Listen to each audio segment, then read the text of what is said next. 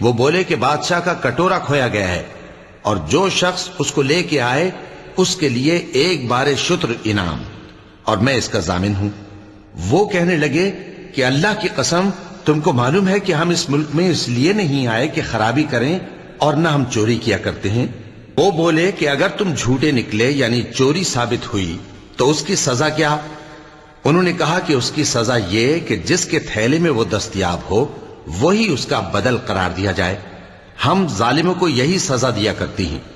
پھر یوسف نے اپنے بھائی کے تھیلے سے پہلے ان کے تھیلوں کو دیکھنا شروع کیا، پھر اپنے بھائی کے تھیلے میں سے اس کو نکال لیا۔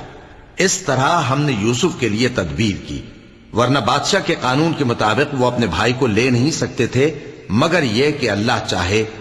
ہم جس کے چاہتے ہیں درجے بلند کرتے ہیں، اور ہر علم والے سے بڑھ کر ایک بڑا علم والا ہے۔